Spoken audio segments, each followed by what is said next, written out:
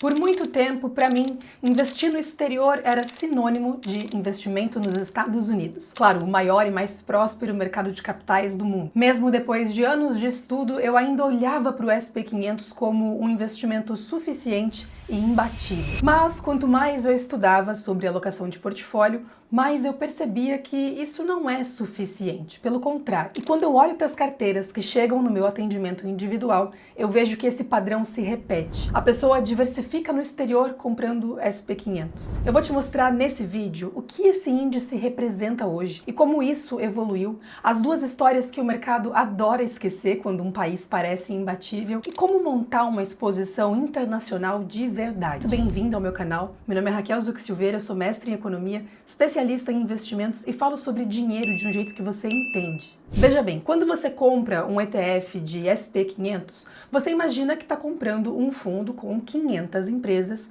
e uma boa diversificação. Na prática, o índice vai ponderar o tamanho da participação de cada ação pelo tamanho das empresas. E o tamanho de 7 delas saiu do controle. As chamadas 7 magníficas, Apple, Microsoft, Nvidia e várias outras, pesam hoje mais de 1/3 do índice inteiro. As 10 maiores posições somam 40%. Para você saber o quanto isso é anormal, desde 1957, o peso médio das 7 maiores empresas do S&P 500 foi de cerca de 17%. O recorde anterior de concentração, de 26%, aconteceu em dois momentos: no boom do petróleo em 1980 e em março de 2000, no topo da bolha das .com. A gente hoje está bem acima dessa concentração histórica. E essas 7 empresas estão todas apostando pesado na mesma tese: inteligência artificial. Então, o seu índice diversificado de 500 empresas funciona na margem como uma aposta única, concentrada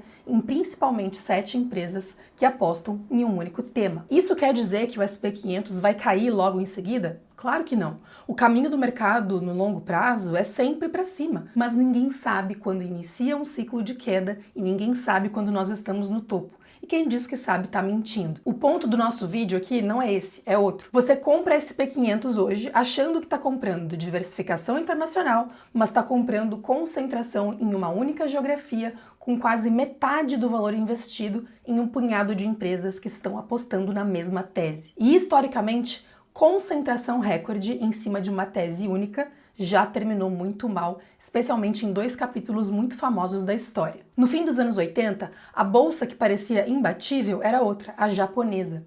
O Japão chegou a valer perto de metade do mercado acionário mundial, e só investir no Japão parecia a decisão mais óbvia do planeta. O índice do Japão fez um topo histórico em 1989 e levou mais de 30 anos para voltar àquele nível. Ou seja, uma geração inteira de investidores que decidiu concentrar naquele mercado naquela época ficou a vida inteira sem ver o dinheiro voltar. E o segundo capítulo muito famoso é o próprio mercado americano e super recente. Quem comprou S&P 500 no topo da bolha das .com no início dos anos 2000 coincidiu, inclusive, com um dos maiores recordes de concentração das top empresas no passado, passou 10 anos no vermelho. De 2000 até 2009, o S&P 500 entregou um retorno negativo acumulado, a chamada década perdida. Isso em dólar, em real foi ainda pior. Enquanto isso, os mercados emergentes do mundo naquela época se multiplicavam, até mesmo o mercado brasileiro.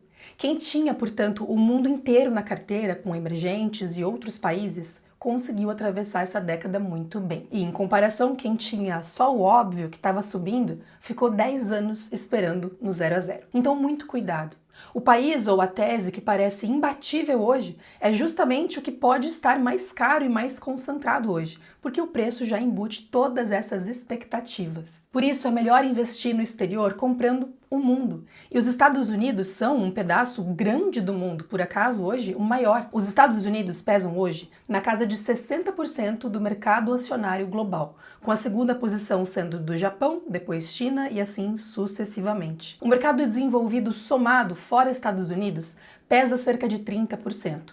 Os emergentes, como é o caso do Brasil, chegam a 10% somados. Então repara na diferença entre as duas decisões. Quem compra um ETF global tem os mesmos Estados Unidos ali dentro, com o peso que o mercado mundial dá para eles hoje. E ainda carrega Europa, Japão, emergentes, todos os outros 40% do planeta. Já quem compra só SP500 está dizendo na prática que os outros mercados do mundo não me interessam. Aconteça o que acontecer, sofrendo do viés de recência. E veja, é claro que quando a gente olha a rentabilidade histórica acumulada puramente, os Estados Unidos entregaram muito mais retorno acumulado. Mas isso esconde o fato de que ninguém investe em algum ativo, fecha o olho e acorda depois de 30 anos. Em janelas de 10 anos investindo, por exemplo, que já é um prazo super longo, o VOO, que é um ETF que investe em SP500, ganha apenas 60% das vezes. E quem investe em mundo inteiro, no VT, ganha 40% das vezes. Em janelas de 15 anos, os Estados Unidos ganharam somente metade das vezes.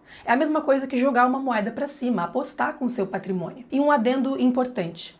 O índice SP500 é claro que não representa o mercado inteiro dos Estados Unidos, e sim as 500 maiores empresas, segundo a S&P. Comparando um ETF de SP500, o VOO, e um de Estados Unidos total, como o VTI, nós vemos que um carrega cerca de 500 posições, enquanto o outro carrega mais de 3.500. Mas o comportamento desse índice SP500 em relação ao índice do mercado total dos Estados Unidos é muito parecido. A correlação entre eles é de 0,99, porque as 500 maiores empresas é quem ditam o rumo das coisas. E foi essa a minha mudança. Eu deixei de apostar em um único país e passei a comprar o conjunto. É claro que eu continuo hoje com uma exposição enorme aos Estados Unidos, porque eles hoje são os maiores e eu tenho grande convicção no futuro do país, mas quem decide esse peso do tamanho na minha carteira é o mercado. E o mercado mundial se autorregula dentro da minha carteira, sem depender do meu palpite, de forma automática, rebalanceado pelo gestor do ETF por critérios objetivos. Então, se Estados Unidos seguirem dominando, eu estou investida.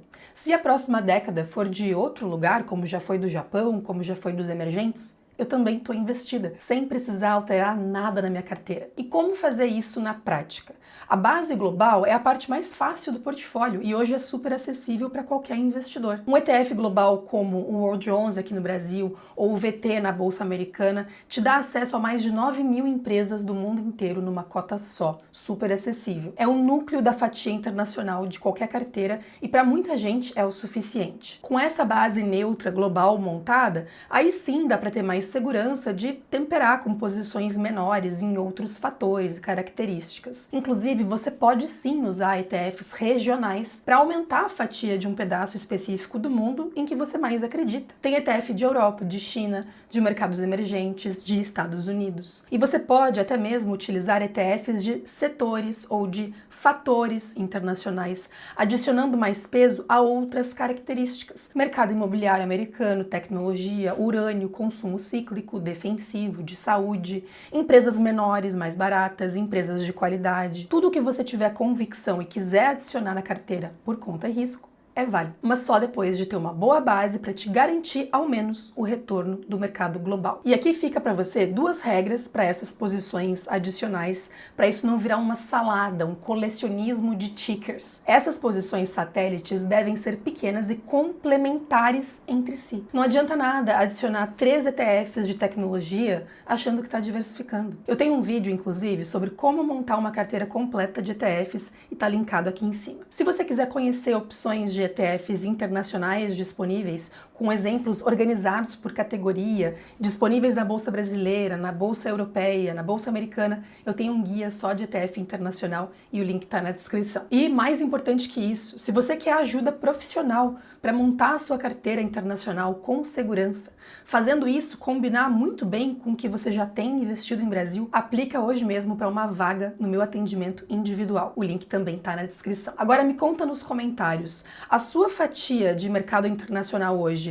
é só SP500 ou é global? Ou ela ainda nem existe? E se você usa algum ETF regional ou setorial que eu não citei, Escreve aqui nos comentários. Eu leio tudo e os pedidos de vocês viram vídeo. E se esse vídeo mudou como você enxerga investir no exterior, se inscreve aqui no canal. Aqui a gente fala de investimento de um jeito útil e aplicável à sua vida real. Se você conhece alguém que acha que exterior é sinônimo de Estados Unidos ou SP500, manda esse vídeo para essa pessoa.